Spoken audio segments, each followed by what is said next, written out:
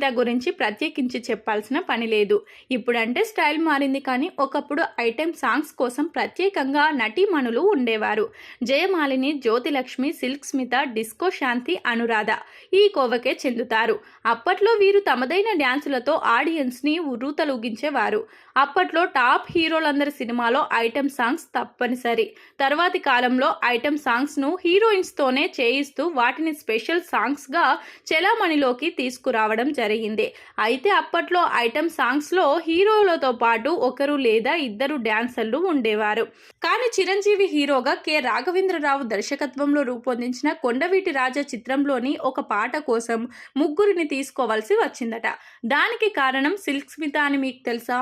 అవును, ఆ సినిమాలోని యాల యాల ఉయ్యాలలోన అనే ఐటెం సాంగ్ను ఏకంగా ముగ్గురు డాన్సర్లతో చిత్రీకరించారు దర్శకుడు రాఘవేంద్రరావు. ఈ సాంగ్లో నటించేందుకు మొదట సిల్క్ స్మితను సెలెక్ట్ చేసుకోవడం జరిగింది.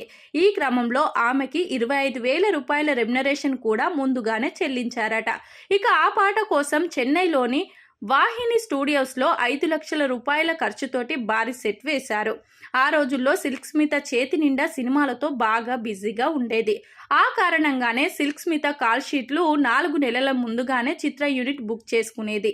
ఇక షూటింగ్ రోజు రానే వచ్చింది. ఆ రోజు సెట్లో అడుగుపెట్టినటువంటి ఆమెను చూసి రాఘవేంద్రరావు షాక్ అయ్యారట. విషయం ఏమిటంటే స్మిత అప్పుడే నిద్ర లేచి వచ్చినట్లుగా హెయిర్ స్టైల్ చిందరవందరగా ఉందట.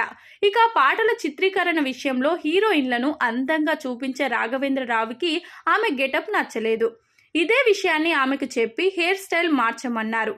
కానీ స్మిత మాత్రం ఆయన మాటల్ని పట్టించుకోలేదు. సరికదా, హెయిర్ స్టైల్ బాగానే ఉందంటూ వాదనకు దిగడంతో ఆమెతో డిస్కషన్ చేయడం ఇష్టం లేని రాఘవేంద్రరావు ఆమెను సినిమా నుంచి తొలగించి ఆ పాటలో పల్లవిని, జయమాలినితో మరో చరణాన్ని అనురాధతో తీశారు. అందుకే జయమాలిని పాట ప్రారంభంలో వచ్చే చరణంలోనే కనిపిస్తుంది. మిగిలిన చివరి చరణాన్ని కూడా జయమాలినితోనే తీస్తే మధ్యలో వచ్చే 2 చరణాల్లో స్మిత కనిపిస్తుంది. ఆ తర్వాత ఆ పాటలో మనకి ముగ్గురు భామలు కనిపిస్తున్నారన్నమాట.